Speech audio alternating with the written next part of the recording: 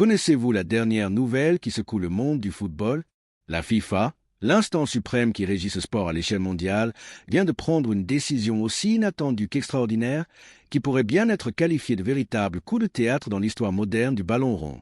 Oui, vous avez bien lu, il ne s'agit pas d'une plaisanterie ni d'une rumeur farfelue. La Fédération internationale de football association a décidé, dans un élan aussi audacieux que controversé, de suspendre pour une durée d'un mois complet l'ensemble des arbitres officiants en Liga, le championnat espagnol de première division.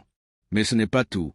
Pour remplacer ces arbitres, la FIFA a fait appel à des officiels de la Championship, la deuxième division anglaise, avec pour mission d'enseigner à leurs homologues espagnols comment arbitrer un match de manière rigoureuse et impartiale. Cette mesure, qui semble tout droit sortie d'un scénario de science-fiction, a suscité des réactions aussi variées que passionnées. On murmure que les arbitres espagnols sont d'une lenteur légendaire, une lenteur comparable à celle des interminables files d'attente dans les administrations publiques un lundi matin. Alors, ne restez pas passifs face à cette nouvelle. Abonnez-vous, laissez un like et partagez cette information avant que la VAR ne vienne tout remettre en question. En cette période mouvementée, le Real Madrid, l'un des clubs les plus prestigieux au monde, traverse une saison marquée par des performances remarquables. Les victoires s'enchaînent, tant en Liga qu'en Ligue des Champions, et l'équipe joue avec une assurance digne d'un prétendant sérieux au titre. Cependant, une ombre plane sur ce tableau idyllique, l'arbitrage. Au sein du club merengue, une conviction profonde, presque dogmatique, s'est installée. Les arbitres espagnols semblent avoir une dent contre eux. Cette idée n'est pas une simple théorie du complot échafaudée dans l'imagination des supporters. Non, elle est ressentie de manière viscérale à chaque coup de sifflet défavorable, à chaque décision litigieuse de la VAR et à chaque carton rouge jugé excessif. Le point de rupture a été atteint lors d'un match clé opposant la Real Sociedad au Real Madrid. Lors de cette rencontre, Dani Carvajal, un jeune joueur prometteur qui commence tout juste à s'imposer dans l'équipe première, a été expulsé directement pour une faute sur Oyarzabal, une action qui n'était même pas une occasion manifeste de but. Cette faute s'est produite à plusieurs mètres du but gardé par Thibaut Courtois, avec des Militao positionnés pour couvrir l'action. Pourtant, l'arbitre Gilles Manzano n'a pas hésité une seconde. Carton rouge direct, sans discussion. Et la VAR? Elle est restée muette, avec l'officiel Figueroa Vázquez observant les écrans sans corriger la décision. Pour le Real Madrid, cet incident a été la goutte d'eau qui a fait déborder un vase déjà bien rempli de frustration. Il faut dire que Gilles Manzano n'est pas un inconnu au Santiago Bernabéu. Cet arbitre est regardé avec une méfiance comparable à celle réservée à un contrôleur fiscal lors d'une inspection surprise. Son palmarès arbitral, lorsqu'il s'agit du Real Madrid, est éloquent. 3 pénaltys sifflés contre le club lors d'un match à Valence en 2020, une décision si rare qu'elle a marqué les esprits, même parmi les supporters les plus anciens. Plus récemment, un but de Jude Bellingham a été annulé la saison dernière parce que l'arbitre a sifflé la fin du match alors que le ballon était encore en l'air, en route vers l'anglais. Et maintenant, ce carton rouge infligé à Carvajal.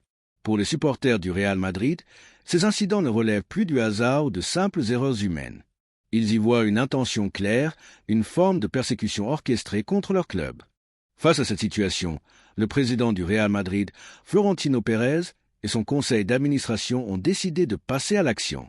Les communiqués polis ou les analyses détaillées des actions litigieuses diffusées sur Real Madrid TV ne suffisaient plus. Il était temps de frapper à un grand coup. Ce coup a pris la forme d'un dossier volumineux, un véritable réquisitoire, envoyé directement à la FIFA. Ce rapport, minutieusement préparé, compile des dizaines de cas concrets, des statistiques d'une précision presque scientifique et des comparaisons avec d'autres championnats européens, mettant en lumière les biais présumés des arbitres espagnols. Le document accuse ces derniers de faire un usage discrétionnaire de la VAR, toujours au détriment du Real Madrid, et va jusqu'à suggérer une manipulation délibérée des images diffusées dans la salle de visionnage. En d'autres termes, le Real Madrid affirme que les arbitres espagnols façonnent la réalité pour nuire à l'équipe. Une accusation audacieuse, voire risquée, mais qui semble avoir porté ses fruits. Après avoir examiné ce dossier avec une rigueur digne d'une enquête internationale, la FIFA a pris une décision radicale. Suspendre tous les arbitres de la Liga, sans exception, du plus chevronné au plus novice, pour une durée d'1 mois.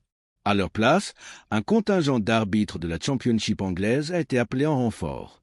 Selon Gianni Infantino et son équipe, ces officiels britanniques incarneraient un modèle d'impartialité et de professionnalisme. Une telle mesure est si inattendue qu'elle en devient presque surréaliste. Imaginez la scène. Des arbitres espagnols de renom, comme Mateu Laoz, Gilles Manzano ou Del Cerro Grande, assis dans une salle de conférence, écoutant attentivement des leçons dispensées par des arbitres de deuxième division anglaise sur la manière d'arbitrer correctement. C'est comme si un chef étoilé au Michelin était forcé de suivre un cours de cuisine pour apprendre à cuire un œuf au plat sans casser le jaune. Une situation à la fois humiliante et inédite. La FIFA envoie ainsi un message clair.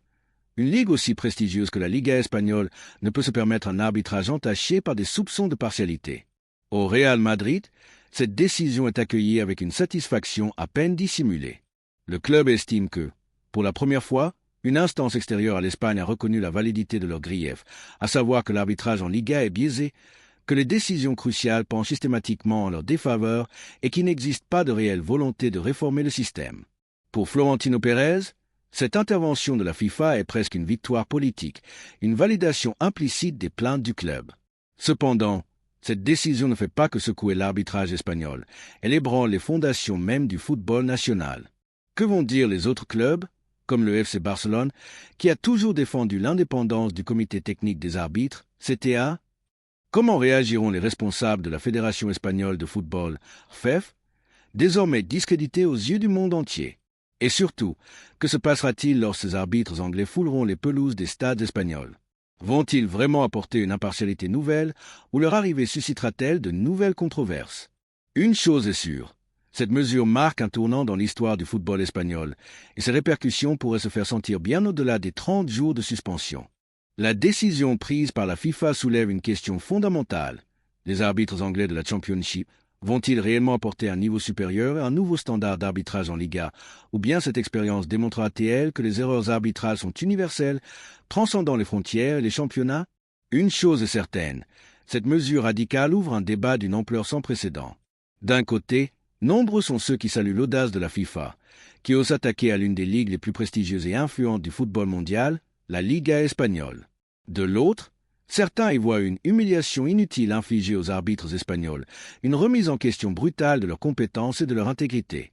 Pendant ce temps, au Real Madrid, l'heure est à la satisfaction, même si elle est temporaire. Pour la première fois depuis longtemps, le club méringué a l'impression de pouvoir évoluer sur le terrain sans sentir le poids constant d'un arbitrage perçu comme hostile, une épine dans le pied qui empoisonne chaque match. Les premières réactions à cette décision n'ont pas tardé à embraser les discussions, tant dans les médias que parmi les supporters. Comme on pouvait s'y attendre, le FC Barcelone, grand rival du Real Madrid, s'est senti directement visé par le dossier explosif présenté par le club blanc à la FIFA. Depuis le Camp Nou, les accusations fusent. Le Real Madrid est pointé du doigt pour avoir orchestré une campagne de victimisation, manipulant le récit à son avantage et utilisant la FIFA comme un outil pour servir ses propres intérêts. Le Real se plaint qu'il ne gagne pas 5-0 tous les week-ends, a ironisé un dirigeant blaugrana, avec ce mélange de sarcasme et de colère qui caractérise souvent les prises de parole catalanes. Ce qui blesse particulièrement le Barça, c'est que, pour la première fois depuis des années, une institution internationale aussi prestigieuse que la FIFA met en lumière les failles de l'arbitrage espagnol, un domaine traditionnellement géré comme une affaire interne, presque intouchable, par les instances nationales. À la Fédération espagnole de football, FEF, et au comité technique des arbitres, CTA, l'atmosphère est lourde, presque funèbre.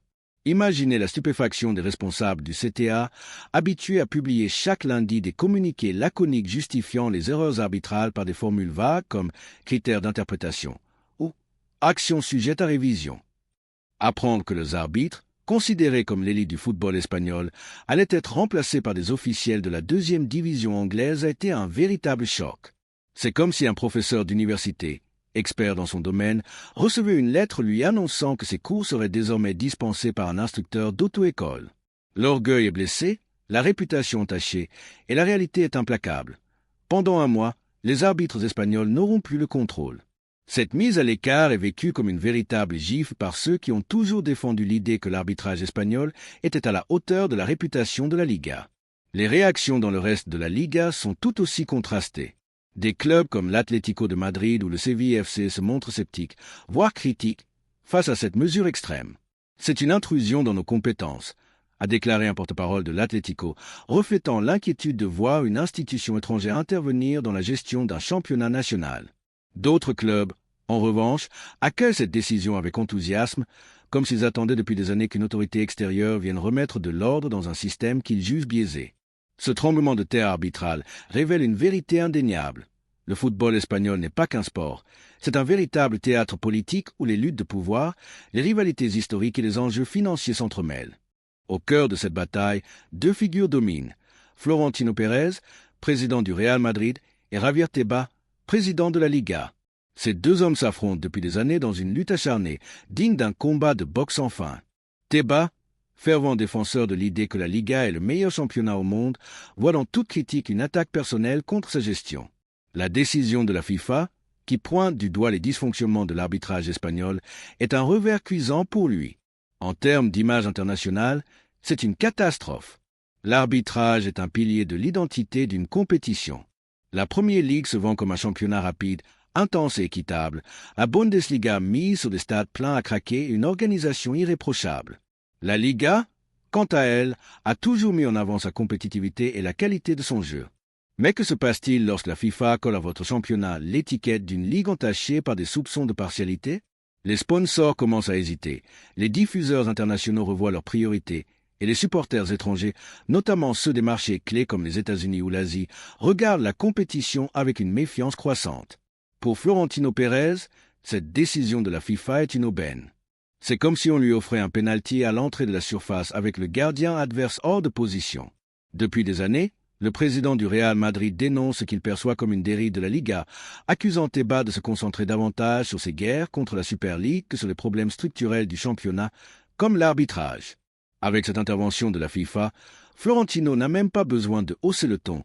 L'instance internationale parle pour lui.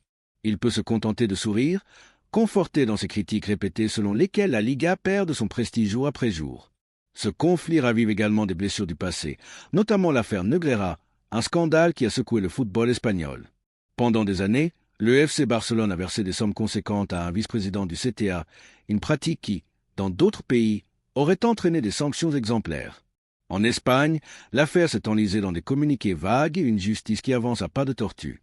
La décision de la FIFA remet cette histoire sur le devant de la scène, et de nombreux médias internationaux n'ont pas manqué de la citer pour contextualiser les soupçons pesant sur l'arbitrage espagnol.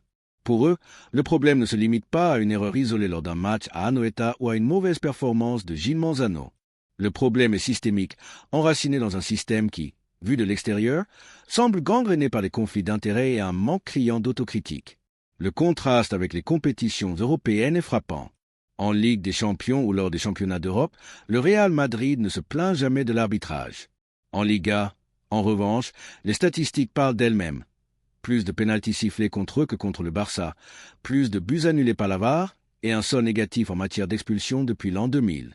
Ces chiffres alimentent le sentiment d'injustice au sein du club et de ses supporters. Dans ce contexte, une question cruciale émerge. Quelle image la Liga renvoie-t-elle au monde? Un supporter aux États-Unis ou en Asie, qui paie un abonnement pour suivre le football espagnol, s'attend à voir du spectacle. Vinicius dribblant à toute vitesse sur l'aile, Bellingham frappant des missiles dans la lucarne. Ce qui ne veut pas, c'est une compétition parasitée par des polémiques arbitrales, des accusations croisées et des arbitres sous le feu des critiques. Pour Tebas, dont le discours repose sur l'idée que la Liga rivalise avec la Premier League, cette situation est un désastre. La Premier League, malgré ses défauts, n'a jamais eu à subir une telle intervention de la FIFA. La Liga, elle, se retrouve sous les projecteurs pour de mauvaises raisons, et le chemin pour restaurer sa crédibilité s'annonce long et semé d'embûches. La Liga espagnole, l'un des championnats les plus prestigieux au monde, se trouve aujourd'hui sous le feu des projecteurs pour des raisons bien éloignées de l'éclat de ses stars ou de la beauté de son jeu. La décision de la FIFA, qui a suspendu tous les arbitres espagnols pour un mois au profit d'officiels de la Championship anglaise, a placé l'Espagne dans une position humiliante, celle d'un pays incapable de garantir un arbitrage à la hauteur de sa réputation. C'est comme si un restaurant triplement étoilé au guide Michelin recevait une admonestation publique lui reprochant de ne pas savoir cuire une omelette correctement. Cette intervention sans précédent de la FIFA n'est pas seulement un camouflet pour les arbitres, elle ébranle l'image même du football espagnol, un pays champion du monde, berceau de légendes comme Iniesta, Xavi, Casillas ou Ramos, mais dont l'arbitrage semble aujourd'hui indigne de son héritage. Pendant ce temps, Florentino Pérez, président du Real Madrid, tire profit de cette situation pour consolider sa position, non seulement au sein de son club, mais aussi dans le débat plus large sur l'avenir du football européen. Cette crise est pour lui une aubaine stratégique, un argument de poids pour défendre son projet de Super League, qu'il présente comme une alternative à des compétitions mal gérées, gangrénées par des problèmes structurels comme ceux révélés par l'arbitrage en Liga. Regardez ce qui se passe en Liga, peut-il désormais proclamer. Nous avons besoin d'un système plus juste, plus transparent, plus moderne. Cette affaire lui offre des munitions pour critiquer non seulement la gestion de la Liga par Javier Tebas, mais aussi l'ensemble du modèle actuel des compétitions européennes. Cependant, la bataille ne se joue pas uniquement dans les bureaux feutrés du Real Madrid ou au siège de la FIFA à Zurich. Le gouvernement espagnol lui-même a été contraint de réagir face à ce scandale. Le Conseil supérieur des sports, CSD, habituellement réticent à s'immiscer dans les querelles footballistiques, a publié un communiqué laconique exprimant sa confiance dans le travail des arbitres espagnols et promettant de restaurer l'image de la compétition. Des mots bien intentionnés, mais qui sonnent creux face à la réalité. Vu de l'étranger, l'Espagne est désormais perçue comme un pays incapable d'assurer un arbitrage impartial, un constat dévastateur pour un championnat qui se tarde d'être l'un des meilleurs au monde. Cette crise a également fracturé l'opinion publique. Au Santiago Bernabéu, les supporters du Real Madrid exultent. Pour eux, la manœuvre de leur club a enfin porté ses fruits et quelqu'un, en l'occurrence la FIFA, a écouté leurs doléances. Dans d'autres stades, notamment au Camp Nou ou à l'Estadio Metropolitano, la décision est perçue comme une tentative du Real Madrid d'accroître son influence sur la compétition, une manœuvre de pouvoir orchestrée par un club accusé de se victimiser dès que les résultats ne sont pas à la hauteur de ses attentes. Et puis, il y a le supporter neutre, celui qui observe la situation avec un mélange d'incrédulité et de lassitude, se demandant « Était-il vraiment nécessaire d'en arriver à un tel scandale pour reconnaître ce que tout le monde voyait depuis des années ?» Cette crise marque un tournant critique pour le football espagnol. La FIFA a ouvert une plaie béante et les cicatrices mettront du temps à se refermer. Même si la suspension des arbitres espagnols n'est que temporaire, le mal est fait, la réputation de la Liga est ternie. Désormais, chaque match arbitré par un officiel espagnol en Europe sera scruté avec suspicion. Chaque erreur, chaque décision controversée rappellera cet épisode humiliant. Sur cet échiquier complexe, une figure sort renforcée, le Real Madrid. Ce qui a commencé par un simple carton rouge infligé à Dani Carvajal lors d'un match contre la Real Sociedad à Anoeta s'est transformé en une bataille d'une ampleur bien plus grande. Le club merengue a choisi de ne pas se taire, de porter sa cause au plus haut niveau, et pour l'instant, il a réussi à attirer l'attention du monde entier sur les dysfonctionnements de l'arbitrage espagnol. Ce combat, loin d'être anodin, est une démonstration de force, un message clair que le Real Madrid ne se contentera plus de subir en silence. Mais au-delà de la victoire tactique du club blanc, cette affaire révèle une vérité plus douloureuse. L'arbitrage espagnol a touché le fond. Il ne s'agit pas seulement d'une intervention de la FIFA, mais d'une humiliation publique sans précédent. Fait venir des arbitres de la Championship, une deuxième division anglaise, pour enseigner aux officiels espagnols comment diriger un match de football est un affront difficile à avaler. L'Espagne, pays de champions, patrie de clubs légendaires comme le Real Madrid et le FC Barcelone, se voit reléguée au rang d'élèves ayant besoin de leçons d'arbitrage de la part d'officiels qui, en temps normal, dirigent des matchs comme Ipswich Town contre Wigan Athletic un mardi soir pluvieux. C'est comme si un chef étoilé de Madrid était envoyé dans un dîner de Sheffield pour apprendre à cuire une tortilla de pommes de terre. La question se pose alors avec une cruelle acuité. Comment en est-on arrivé là? La réponse est aussi claire qu'amère. Le problème ne réside pas dans une erreur isolée ou une mauvaise journée d'un arbitre comme Gilles Manzano. Il s'agit d'un problème systémique, ancré dans des années de décisions incohérentes, une VAR utilisée de manière opaque, parfois perçue comme un outil de manipulation plutôt qu'un garant de justice, et un comité technique des arbitres, CTA, qui se retranche derrière des communiqués vides au lieu d'assumer ses responsabilités. Les chiffres parlent d'eux-mêmes et dressent un tableau accablant. Depuis plusieurs saisons, le Real Madrid a vu plus de 35 buts annulés par la VAR, contre seulement 14 pour le FC Barcelone. Le solde des expulsions est négatif pour le club merengue depuis l'an 2000, tandis que son rival historique affiche un bilan positif de plus 65. Les pénaltys sifflés contre le Real Madrid dépassent largement la moyenne européenne, tandis que d'autres clubs semblent bénéficier d'une clémence suspecte. En Ligue des Champions, où l'arbitrage est géré par des officiels internationaux, ces déséquilibres disparaissent, ce qui renforce l'idée que le problème est spécifique à la Liga. Le plus grave, cependant, est l'absence d'autocritique au sein du système arbitral espagnol. Plutôt que de reconnaître les failles, les responsables préfèrent minimiser, invoquant des perceptions erronées ou accusant les médias et les clubs de surdramatiser. Mais lorsque la FIFA elle-même intervient pour pointer du doigt un arbitrage défaillant, il devient impossible de nier l'évidence. Quelque chose ne va pas, et cela ne date pas d'aujourd'hui. À l'étranger, dans des championnats comme la Premier League, les arbitres l'Italie ou l'Allemagne, les arbitres ne sont pas exempts d'erreurs, mais la transparence et la responsabilité sont de mise. En Angleterre, par exemple, les officiels prennent la parole pour expliquer leurs décisions, les audios de la VAR sont rendus publics et les erreurs sont assumées. En Espagne, au contraire, tout semble entouré d'un voile d'opacité, comme un secret d'État. Cette culture du silence alimente le sentiment que les erreurs ne sont pas seulement humaines, mais qu'elles cachent des intérêts inavoués. C'est cette opacité qui a conduit la FIFA à intervenir, et c'est elle qui rend cette crise si douloureuse. La Liga, qui se présente comme l'une des meilleures compétitions au monde, est aujourd'hui montrée du doigt comme incapable de garantir un arbitrage équitable. Les arbitres espagnols, jadis respectés, doivent désormais s'asseoir et écouter des officiels de deuxième division anglaise leur expliquer comment appliquer un règlement qu'ils sont censés maîtriser depuis des décennies. C'est une humiliation historique, un moment de honte qui devrait pousser tous les acteurs du football espagnol à une profonde introspection. Dans ce contexte, le Real Madrid, avec ses défauts et ses ambitions, a joué un rôle déterminant. En portant cette affaire devant la FIFA, le club a fait ce que beaucoup n'ont jamais osé, dénoncer publiquement un système défaillant. Certains y verront un intérêt purement égoïste, une tentative de protéger ses propres intérêts. Mais une chose est indéniable, sans ce dossier, sans cette prise de position courageuse, le débat sur l'arbitrage espagnol n'aurait jamais atteint une telle ampleur. Si aujourd'hui le monde entier parle de la crise de l'arbitrage en Liga, c'est parce que le plus grand club de l'histoire a décidé de briser le silence. Cette crise est une opportunité, certes douloureuse, de réformer un système à bout de souffle. Si la première étape de cette réforme implique l'intervention d'arbitres anglais de deuxième division, qu'il en soit ainsi, car le véritable danger serait de continuer comme avant, avec une Liga de plus en plus discréditée, minée par les polémiques et éloignée de l'excellence qu'exige le football espagnol.